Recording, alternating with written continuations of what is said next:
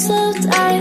Meet a stranger, jump right in your car, waking up on your sofa. Hello mga bebs, late vlog na ito, itong November 7. So ayan yung dumating na yung aking pa-jacket na binili ko sa ibang lugar. So ayan, kinalkal muna ni Mr. sa labas. So hindi ko alam na dumating na pala, nakita lang ni Mr. So sinabi niya sa akin, itong vlog na to sana ilalagay ko to nung pang Saturday. Ikakabit ko sana siya doon. Ayun nga, ikukunik. Kaya lang, sobrang laki, ay haba ba? Sobrang haba ng aking vlog doon. So sa aking, kung saan ako nag-e-edit, hindi pwedeng lumagpas ng 30 yung aking pag-e-edit yung mga vlog ko. So ayun, ngayon dito ko lang siya kinonect dito sa vlog natin ng Sunday. So ayan mga bebs, so tinitingnan ni Mr. kung meron bang mga insect kasi nga meron ngayon na kumakalat na naman na hindi naman siya virus, yung mga insect daw na maliliit galing yata sa saan ba siya galing, sa ibang bansa. So sa Seoul daw, medyo ang dami na daw, kaya chinek muna ni Mr. kung wala itong mga insekto baka pumasok sa bahay namin. So mahirap yan, mapatayin yung mga insekto na yan. So ayan mga bebs, itatry ko siya. Hindi nagustuhan ni Mr. yung style, pero okay lang siya. Sinuot ko siya noong Sunday mga bebs, sinuot ko siya. So maganda siya, bagay siya sa akin. Basta makapal lang yung pangloob mo kasi medyo malaki siya sa akin mga bebs. Kaya ayun, sana small pala yung pinili ko, hindi medium. So pero okay lang mga bebs, at least nagamit ko siya nung Sunday. So ayan. medium. 보기에는 엄청 이쁘게 보이던만. 완전 중국어 같은 거.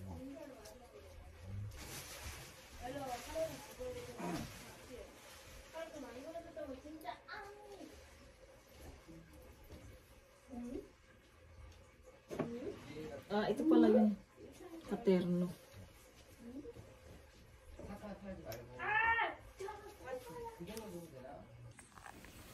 Dito naman mga bebs, binigyan ko ng work yung dalawa. Yung parang, ano ba yan? Yung, ano ba tawag dyan? Yung parang mga weather, ano yan? Feather. Ayan, so pinakabit ko sa kanila, pinabitonis ko kasi yung kuko ko dyan, nilagay ko yung fake nails ko. So nahihirapan akong maglagay, kaya ayan, sabi ko ilagay nilang dalawa. So ayan, nag-enjoy naman sila at na-stress. So ayan, the next day.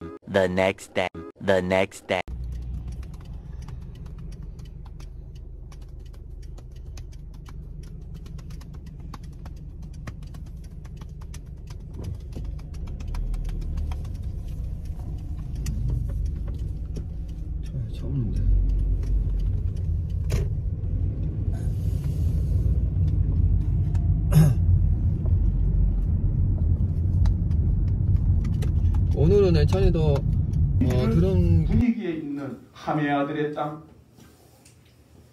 요단강 서쪽에 있는 땅, 세상의 삶에 천착된 땅, 하나님 앞에 하나를 드리면 나도 하나를 받겠지라는 이 기브앤테이크와 같은 무역적인 개념으로 살아가는 이 땅, 이러한 그리스도인들의 삶 속에서 누가 첫 소출의 주인이 될 것인가? 누가? 그래서 우리는 가나안 땅에 들어와 있지만 계속해서 가나안 땅은 정복해야 되는 땅이고 우리 삶이 닿는 날까지 다듬어 가야 하는 땅이라는 것을 믿으시기를 축복합니다. 이것이 우리에게 주어져야 돼요. 그래서 이러한 땅에서 소출을 얻게 하기 위해서 하나님께서 이제 이스라엘 백성들에게 명하시는 것이 두 가지가 있어요. 그것이 바로 오늘 5장 2절을 보겠습니다. 5장 여호수아 5장 2절. 그때의 여호와께서 여호수아에게 이르시되 너는 부싯돌로 칼을 만들어 이스라엘 자손들에게 다시 무엇을 행하라? 할례를 말씀대로 만나 유월절을 준비하니라. 때가 이름에 예수께서 사도들과 함께 앉으사 이르시되 내가 고난을 받기 전에 너희와 함께 이 유월절 먹기를 원하고 원하노라. 예수님께서 6월절 어린 양으로 오셔서 예수님께서 애굽에서 말씀을 우리가 나눈 대로 이스라엘 백성들을 출애굽시킬 때에 이 십자가에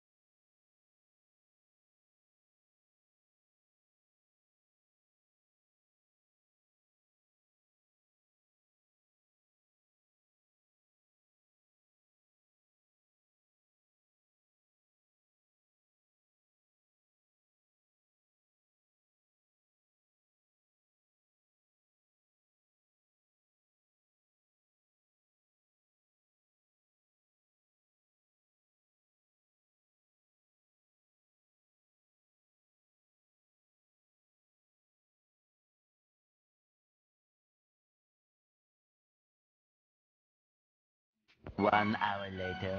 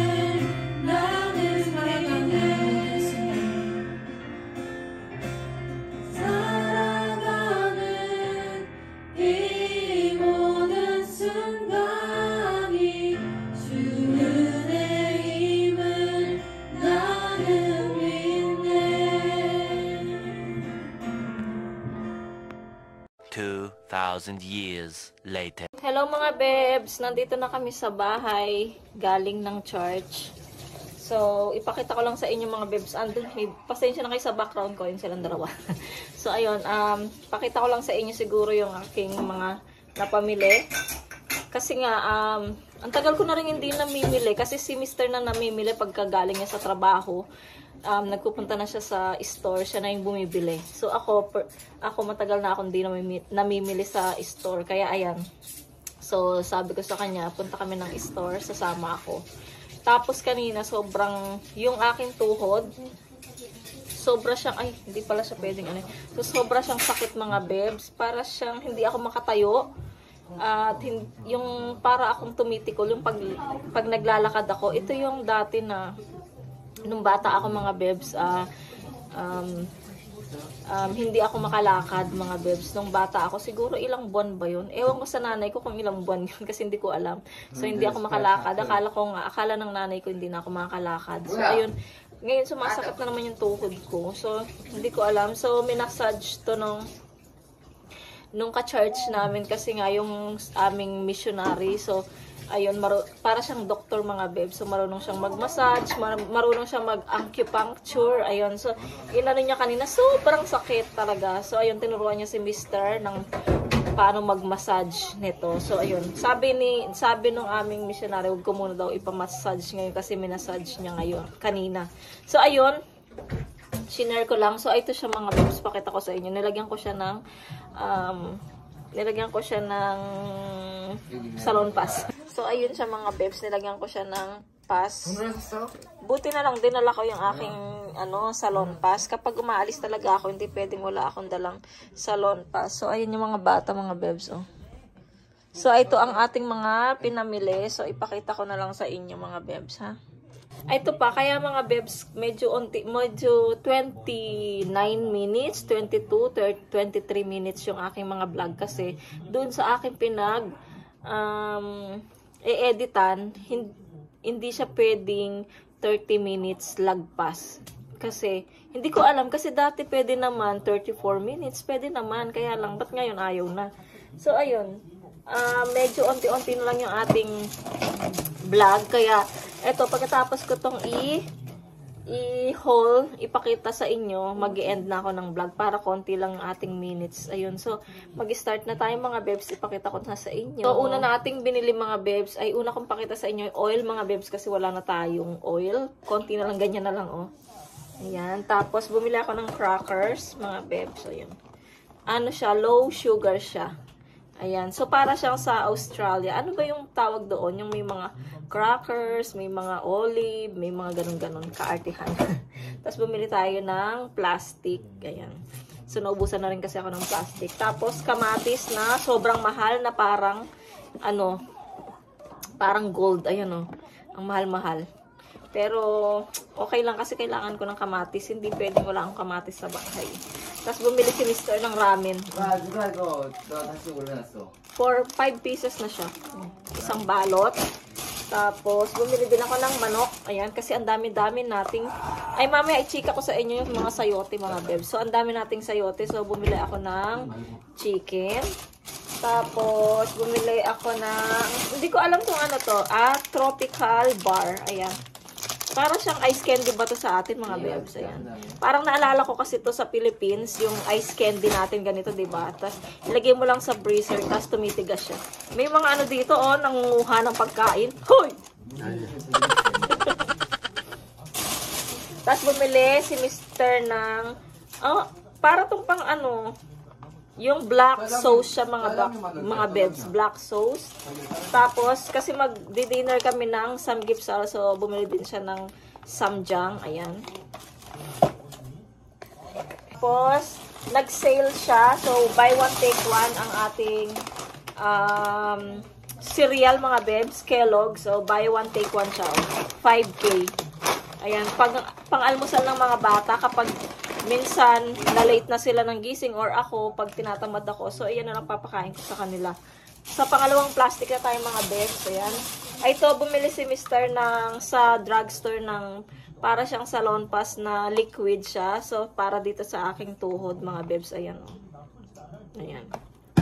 Tapos, bumili din ako ng kalabasa kasi si Mr. kahapon, galing din siya ng store. Bumili siya ng ubas, ng banana, at saka ng crab. Yung mga crab na maliliit lang. So, pag naisipan kong magiginataan ako. Meron naman akong dyang powder milk. Ano ba yan? Powder coconut. Ayun. Tapos, bumili na ako ng sibuyas kasi naubusan na tayo ng sibuyas. Ayan. Ngayon, taglamig na. Wala na yung maliliit na sibuyas, mga bebs. Ayan. Kaya malalaki na naman yung sibuyas natin. Tapos, ayan, sili, hindi nawawala sa ating rep. Gusto ko talaga laging may sili. Pag nagluluto ako, may sili. Ayan. Tapos, bumili din ako ng paper cup na sobrang hirap mag-ugas ng plato, mga bebs, at saka hugas ng mga baso. So, bumili na lang ako ng paper cup. At least, mga ilang gamit lang nila. Tatapon na nila. kakapagod maghugas. Nakakaubos ng sabon ng panghugas ng plato. Ito naman, yung para siyang pack sa mukha. Yung bilog naman siya, so ilalagay mo lang siya dito. Mamaya maglagay ako nito. Kagabi hindi ako nakapaglagay, nalimutan ko. Meron ako isang pack dyan. Ano yan? Face pack, yung nakalimutan ko. Bumili na rin ako ng panghugas ng plato kasi medyo, ano na yan, kailangan na siyang palitan yung panghugas namin ng plato. Ayan o, itlog yung kanyang style. Tapos, ano pa ba? Bumili ako ng breast chicken na sausage hotdog. Ayan. Bukas, try nating i-almusal ito. Tapos, bumili din ako ng yogurt. 3 para sa mga bata.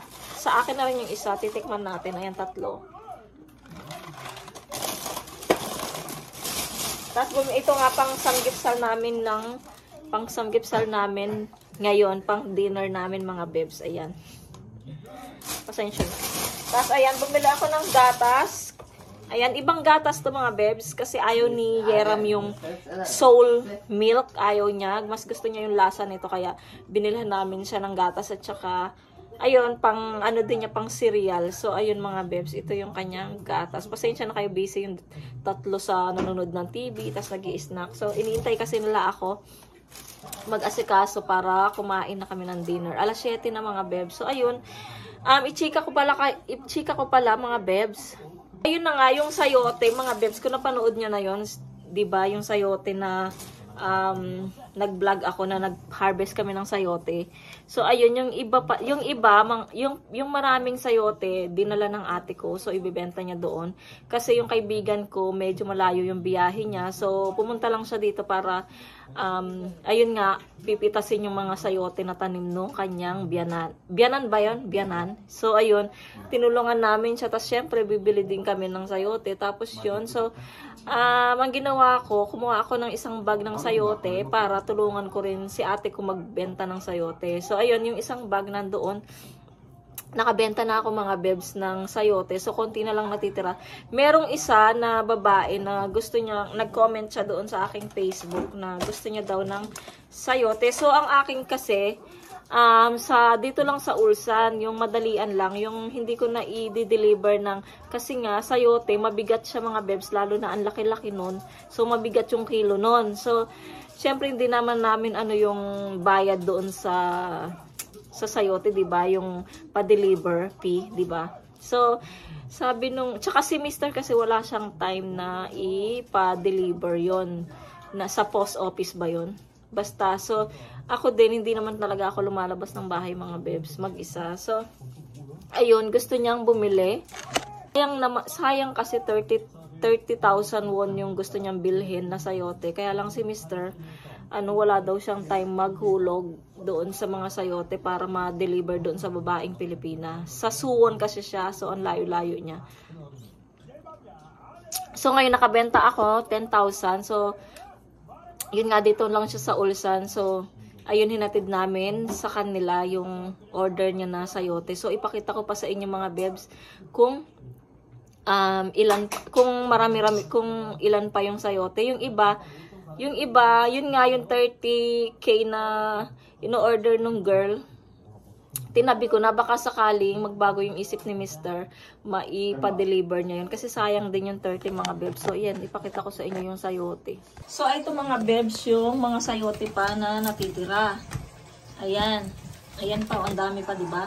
Tapos, ito yung sa girl na hiniwalay ko na baka sakaling magbago si Mr. So, ayan, 30 yan, 30,000 won. Tapos, sabi ko, kung gusto niya, siya magbayad ng delivery fee, diba? So, ayun. So, yung akin, maliliit lang yung mga pinagkukuha ko, mga bebs, eh. So, maliliit lang yung mga pinagkukuha ko. Andito siya sa rep. Ayan. Nandun sa rep, mga bebs. Next time ko na ipakita sa inyo. So, ayun, mga bebs. So, ito yung mga napamili natin, oh.